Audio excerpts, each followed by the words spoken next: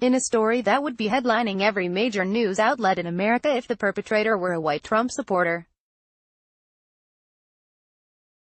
Liberals are scrambling to bury what a racist migrant food truck worker did when he encountered a black female customer. Despite a disturbing racist incident involving food truck worker Islam El-Masri, left, and his victim, Carlotta Washington, right, liberal media is eerily silent solely because of the perpetrator's identity. Photo credit, YouTube. According to the left's identity politics, all minorities are perpetual victims who can be aggregated into groups based on their oppression.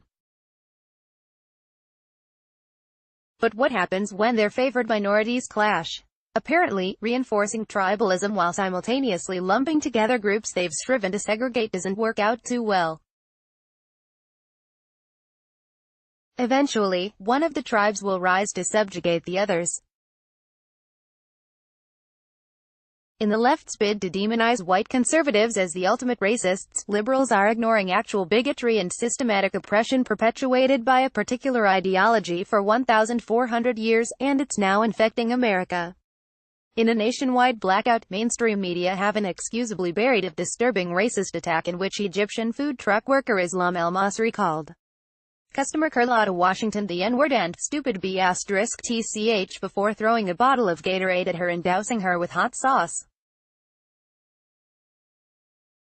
Her crime? Attempting to pay for a portion of the $7 meal with quarters. Willamette Week reports that El-Masri, the owner of Small Pharaoh's halal food cart in Portland, hurled racial epithets and obscenities at Washington after refusing to give her money back, although she overpaid. El-Masri was arrested on misdemeanor assault charges, which the graphic video clearly captures. Bail was set for $4,000. The video shows El-Masri yelling at Washington to get the F***K away from his cart before throwing a Gatorade bottle at her, hitting her and causing her to drop her phone. Washington says that it was then that El-Masri squirted her in the face with sriracha chili sauce, which witnesses confirmed. It was in my eyes and all on my skin. It was burning terribly, Washington says. According to an interview with local outlet KGW, an argument started when Washington gave El-Masri some quarters to pay for part of the $7 bill. Instead of counting the money and giving her change, El-Masri furiously snatched the money from her hands and threw the coins underneath the counter. It was then that Washington asked him for a refund, which prompted the Muslim food truck worker to embark on a racist tirade. I said I'm going to get my camera and I'm going to record this because you're wrong for what you're doing and the word you're using is not okay, Washington said. Despite enduring obvious racism and assault, Washington has expressed incredible grace and understanding to her attacker. I want to extend forgiveness to him, Carlotta Washington said on Thursday. I feel he should be held accountable for what he's done, but I don't want him to be in jail. I don't want this man to have to pay a huge price over anger and over a temporary moment. Instead of owning responsibility, El-Masri uploaded a cringe-worthy video of himself excusing his actions, claiming that he's the real victim. El-Masri whines that he is subjected to racist attacks on a daily basis, comparing himself to Washington by claiming, "My father is black and I'm African too." El-Masri lamented that since the video exposed his racist antics, his business has been devastated. He even blamed Ramadan fasting for his shameful attack.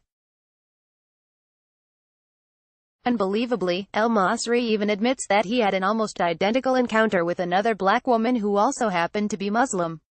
He claims that he threw hot sauce at her after she threw a bottle at him, but when he reported the incident to the police, they didn't act because she was a Muslim woman, Oregon Live reports.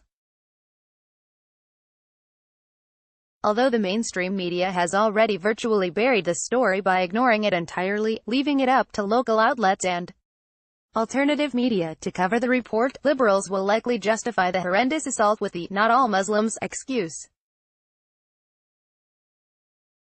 However, the problem with their argument is that while not all Muslims are racist, all Muslims are encouraged to invoke racial supremacy.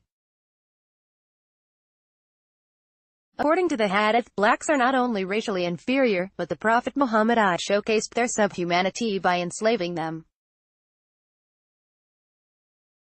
In fact, Allah's messenger was recorded by his closest companions as abusing blacks and hurling racial epithets at them just as al-Masri did.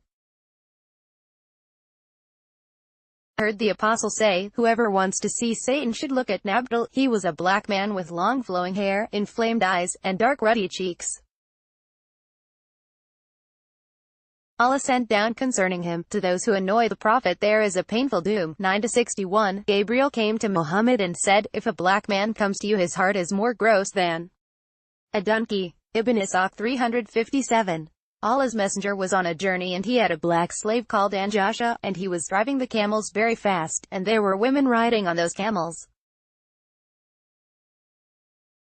Bukhari 6161. I went to the house of the Prophet, and behold, Allah's messenger was staying in a mashruba, attic room, and a black slave of Allah's messenger was at the top of its stairs. Bukhari 7263. The man from Banu ad-Dubayb, who was called Rifa bin Said, gave the messenger of Allah a black slave who was called Madam. In Nasi 3827. The mainstream media repeatedly proved their conscious bias by demonizing conservatives and white people, painting them as dangerous racists hell-bent on oppressing minorities. However, when actual racists practice their supremacist ideology, the media are nowhere to be found. If Islam al-Masri was wearing a "Make America Great Again" hat, you can bet that Carlotta Washington would have more news interviews than she could stand.